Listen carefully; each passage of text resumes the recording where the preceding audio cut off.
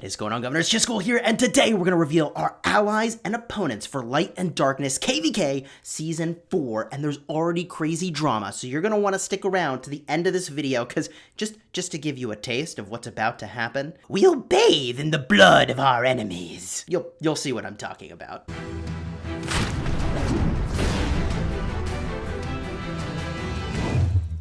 Hello my friends, and welcome back. In this video, we're going to talk about our allies for KvK and the folks that we're going to be battling against. We're looking forward to a crazy, insane kingdom versus kingdom. So if you want to see some of the best fighting that Rise of Kingdoms will have, consider liking this video and subscribing to the channel for daily Rise of Kingdoms content. My friends, this KvK is so exciting. Our kingdom lives for this, and we are pumped to reveal who we have allied with in this KvK matchup. I love that this format lets you pick and choose who you'll work with. Card up in the top if you want to see how that process works. We are one of the A kingdoms, which means effectively we're kind of like the captain of the team, and we were, without hesitation, very eager to work with 1189. We battled against them in the last KvK. We were so impressed with how they fought and their willingness to bleed till the end that we knew we would want to ally with them again. We also found it extremely easy to work with their diplomacy crew.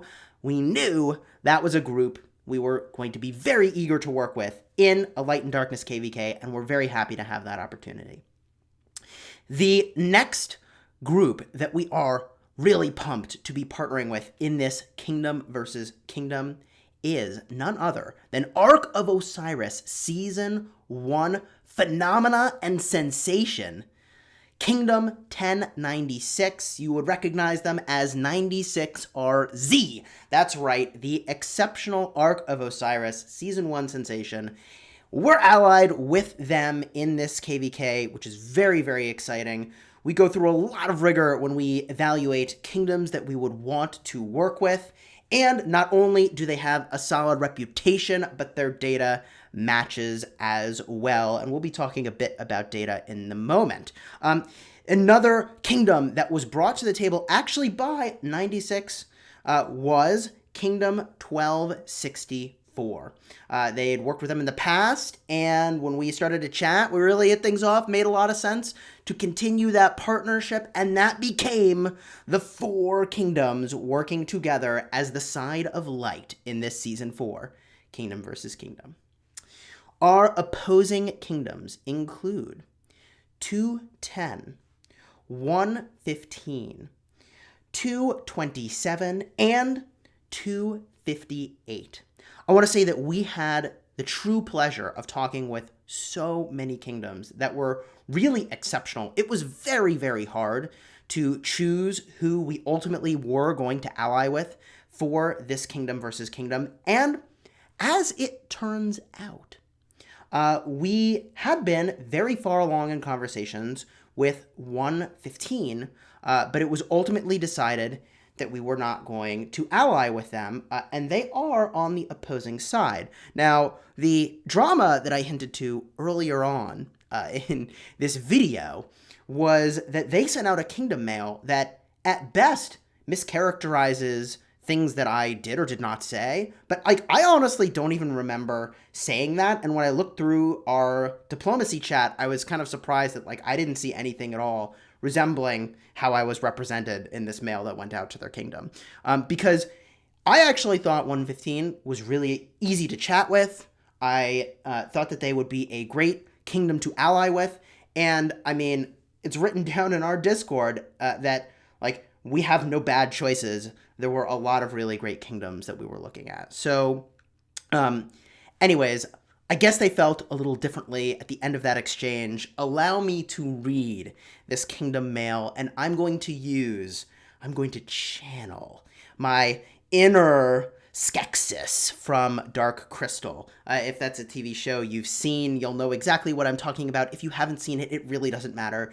This is going to be hilarious. So allow me to read a snippet of this kingdom mail, channeling this voice. You'll see, and enjoy. With this KvK upon us once again, it is our time to shine and show that we are the best and the brightest. While we have had a few differences lately, as we bathe in the blood of our enemies on the battlefield, it shall unite us once more. For this is once and again the time where we will rise and they will fall. For this new lost kingdom will be our land. It is ripe for the taking. As many of you know, we were supposed to be in coalition with 75, but Chisgule did not want us, and he convinced the others to choose someone else. As fate would have it, that is now the group that we are going against in this KvK.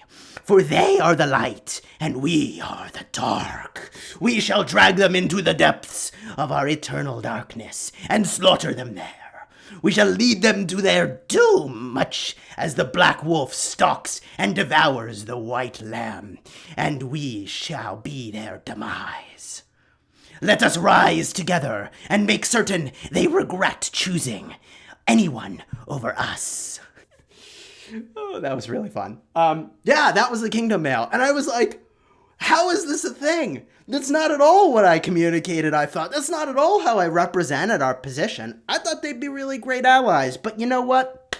I really love the work of Edward Deming, who very famously said, "In God we trust, all others must bring data." So allow for me to share with you just a snippet, just one teeny data point that our data team has prepared to help evaluate kingdoms. And yes, we do have a whole team of players dedicated to gathering data to help us make smarter decisions. It honestly was the most amazing thing as we were chatting with kingdoms. I very much enjoyed this experience where, like, I'm just chatting with this kingdom, chatting with this kingdom. I'm like, I need info on this kingdom. I need this info on this kingdom. I need this. And there's just a boom, a whole team of players that are just like off to the races, gathering the information, and we evaluate it together. So the data point is the number of deaths in the top 30 players in each of these kingdoms. Now, this is an important statistic because it illustrates willingness to send troops to die. And another one of my favorite quotes is that one of the best predictors of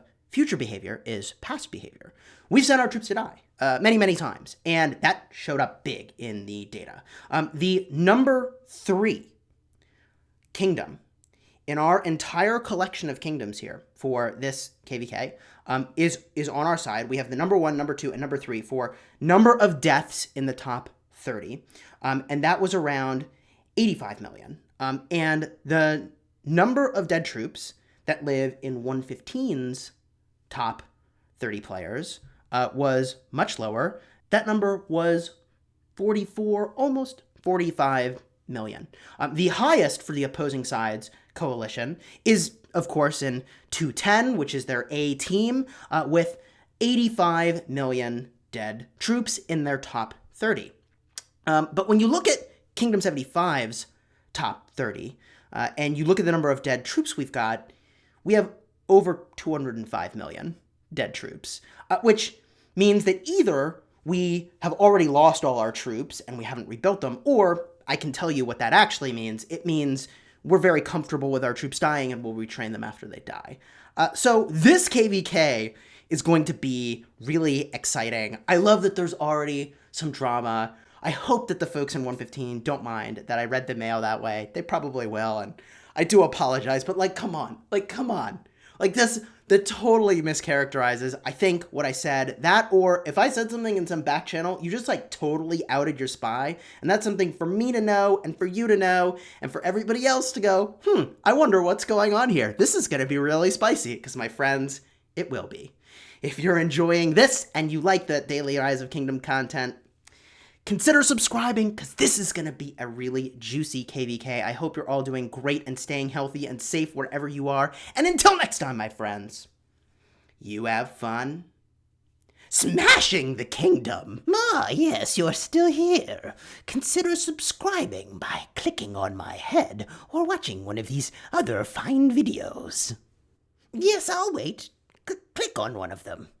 They're still there.